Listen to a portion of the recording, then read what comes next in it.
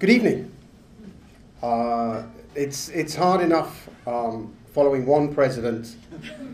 I'm following two and our esteemed ambassador. Thank you so much for articulating the costs in the way that you did. And it's absolutely crucial that we recognise that these are the costs, the harms caused by the war on drugs, not by drug use per se, although there clearly are harms from drugs. But we can demonstrate the difference between the harms caused by the war and the harms caused by the drugs themselves. Just building on what Ruth was saying earlier, if we compare the poppies grown in Afghanistan with those grown in the UK for the pharmaceutical industry, there are 8,500 hectares of land in the UK currently under cultivation for the production of the same opium poppies that are grown in southern Afghanistan, in Helmand. But none of the issues that are attached to that production and that supply. There is no taxing by the Taliban, no involvement of organised crime or paramilitaries in the supply, and no dirty drugs appearing on the streets. They appear in little glass ampules with a quality control and a purity guide. It can't be the drug, it must be the policy. So the Count the Costs initiative is built on the recognition that we are now 50 years into our contemporary war on drugs. 1961, the UN Single Convention came into being.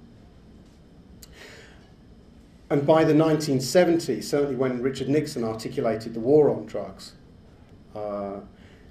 it was recognised or articulated as a war against the threat of drugs and the threat of drug abuse. By the mid-80s, organised criminals had built huge empires on the opportunities created by that global prohibition. And effectively, a second war began against organised crime. And it was their threat to the state that was identified as the clear threat.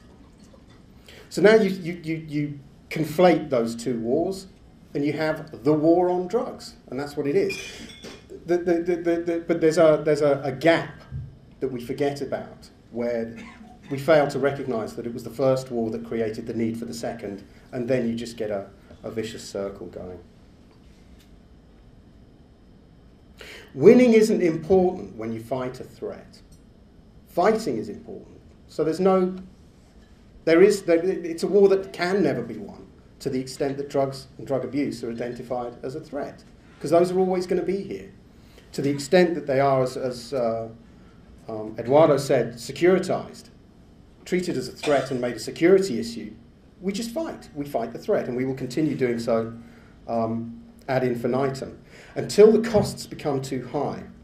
And once we recognise those costs to security and development, to crime, to health, to human rights, to the environment, the stigma and discrimination it produces, and the economic costs, which are gargantuan, particularly at a time when we don't have a lot of money for public expenditure. You bring those costs in and you can begin to look at whether the war is still providing the benefits that it was supposed to when it was originally brought in. We have to also explore the alternatives.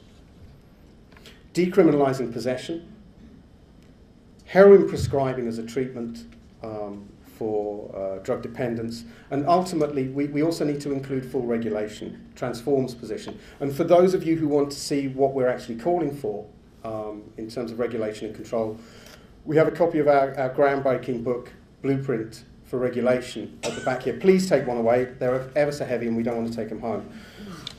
It's also a beautiful piece of work. It took years to put that thing together. And whilst a lot of it actually eventually looks like common sense, it hadn't been done before, and it's important that we know that we're not heading for a free market, that we're after the state control of these things and to take them back from organised criminals and cartels. This is a call for evidence. So the Count the Costs initiative isn't about adopting a particular position. We have, as Transform, and a number of other organisations involved in the Counter Costs Initiative, have very clear positions which they adhere to and advocate for. We're clear that we would like to see an end to the war on drugs and its replacement with a system of regulation and control. But that's not what we're asking of our colleagues here today. We're just asking for you to support a call to count those costs and to explore those alternatives. It doesn't require that you take a policy position. One of the things that should make it easier is the fact that the political environment has fundamentally changed, shifted to one much more supportive of reform. Just look at the people who are here today, the panellists, the speakers, the level of members of the Commission, the Global Drug Policy Commission, the fact that the President of the United States of America called the drug war futile back in 2004, forgot about it once he got into office, sadly. Our own Prime Minister called for a debate on legal regulation at the United Nations back in 2002, also forgot about that once he got into office. But so a lot of the heavy lifting here has been done. The work of the Commission, other drug policy reform advocates, The Economist, which has supported legal regulation for getting on for 20 years now, have paved the way to make it much easier to open this up and to end that taboo. And that's something that is reflected in the media. Where's my... Oh, I can't do that. Maybe somebody else can. I'm going to show you a slide at some point. Aha, it's because that needed to go. Thank you. So it's down here. What I wanted to show you was...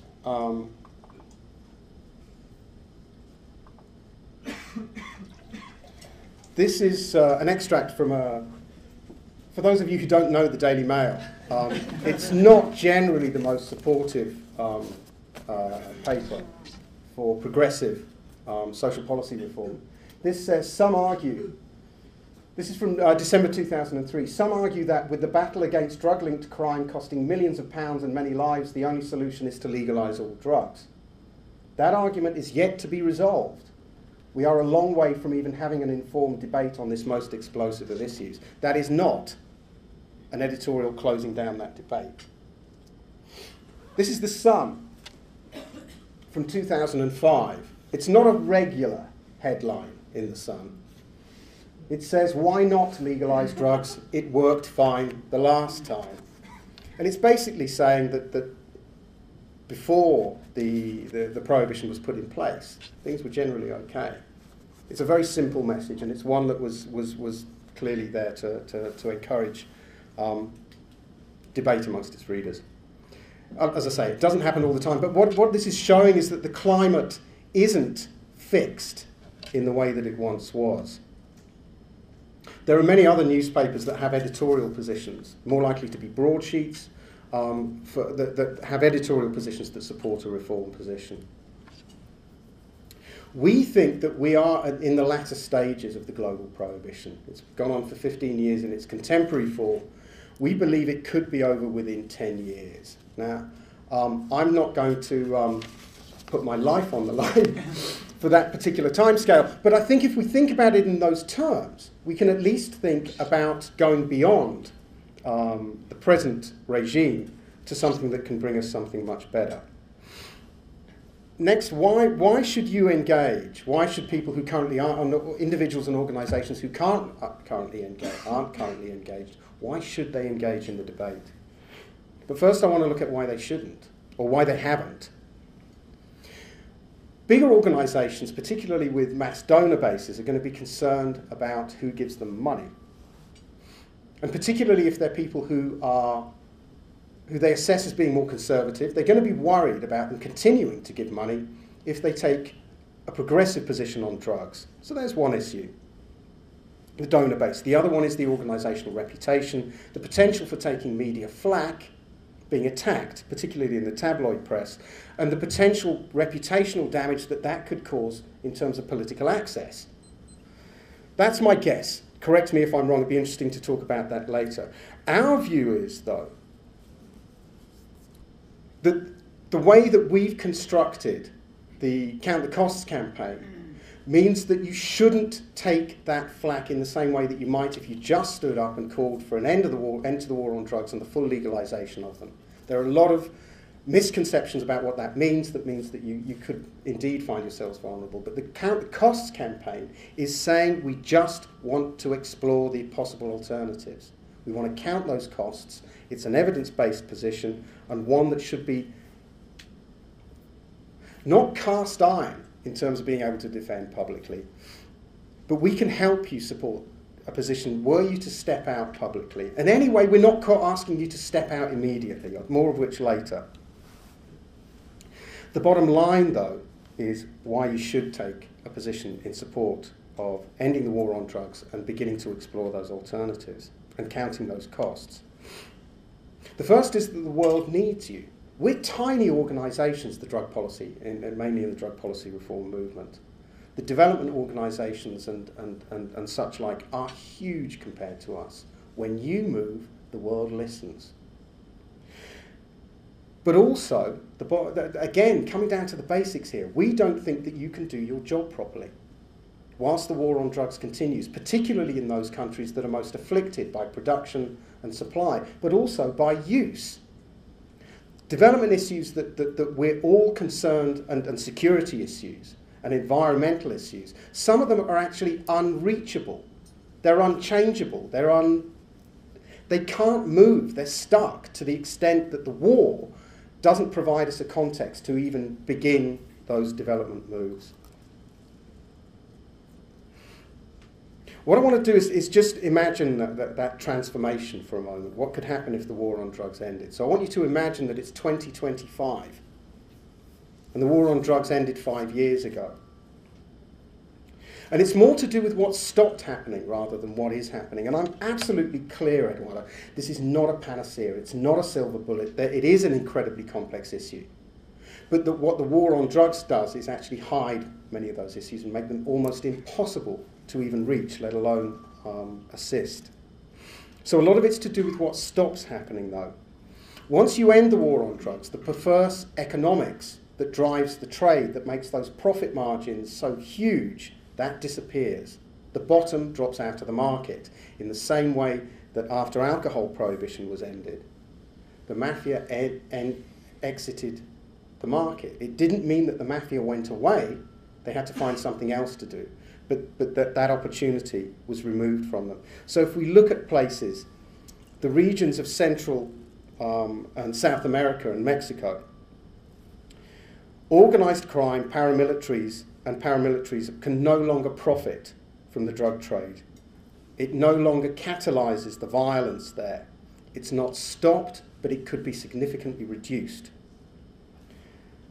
The impact of the illicit trade in terms of supporting parapolitics and corruption is significantly reduced. Again, it doesn't mean it disappears, but it can be reduced. And imagine the changes in terms of the relationships that those countries could have with the United States of America. Afghanistan wouldn't grow poppy anymore. It currently services virtually the entire illicit market, 95% of it. It does that because the illicit trade demands that it's grown somewhere, and it falls to a fragile state, a missing state, to service that need. It would no longer grow poppy. It would be grown virtually anywhere else where they have the infrastructure to actually grow poppies cheap enough to do that. West Africa, so fragile states like Guinea-Bissau, which became a narco state overnight when the balloon effect moved the cocaine trade into West Africa. Those states would still be vulnerable, still be fragile, but wouldn't fall prey to the illicit trade. The US would no longer be able to use the war on drugs as a pretext to exert its influence around the world. It may well find other ways of doing that, but that particular one disappears. And it's a big one for them. Think of a lot of the areas where the US has operated over the last 10 or 20 years. And a lot of them are places where illegal drugs are grown or trafficked. And to bring it home to the UK, this is what brought me into this business was my work in prisons and with people on probation. is we could reduce the prison population potentially by half. The amount of crime committed to support a habit by half. Reducing the stigma and discrimination. The drug laws do not act equally. Black people are far more likely to find themselves falling foul of the enforcement agencies. And imagine the amount of release of both financial and political resources to do something else, to deal with the complexities that Eduardo talked about and Ruth talked about earlier. At the end of a drug war, we will need some kind of Marshall Plan to deal with the damage that's been caused by the war on drugs. And part of wanting organisations outside of the drug policy movement to come into this field, to engage with the issue, is we need your input to talk about, to learn from you in terms of what the key issues are in policy areas and in regions of the world that we don't know about, but also to consider reconstructing relationships, societies, governments all over the world in a post-prohibition world. So what do we want you to do? Okay. First off, it's real simple. We want you to read some of the Count the Cost materials, to enjoy them, to talk about them with your friends, your partners, your families, your work colleagues, your board, your policy departments, your campaign departments. It's about slowly introducing these ideas, gently, internally, not going to have a word with the Sun tomorrow about how your organisation wants to end the war on drugs. This is slowly, slowly. And we can support you in that. We can come in. There are various people here who can support those kind of initiatives. We can come and talk to your teams. We want you to engage in dialogue with organisations in your field, so across the development field, across the security field, human rights and the environment, and any other fields that you come with. So, and indeed outside of your fields, but privately. Ultimately, though, we would want you to speak out publicly for reform. And again, that is a big jump, but we've been doing this for 15, 20 years now, and we can support you, and a lot of the other organisations and individuals here can support you in making that move. We're looking for leaders, because this is, to a great extent, a leadership issue. So we step into a new era and into an environment that is going to be more conducive, but still is going to take some courage and some vision to move forward. We think we've got some leaders in this room, and we can help you taking on that mantle as you move into this area. 50 years after the war on drugs began, if you're prepared to step up to the mark, we can support you in taking that stand to count the costs and explore the alternatives. Thank you.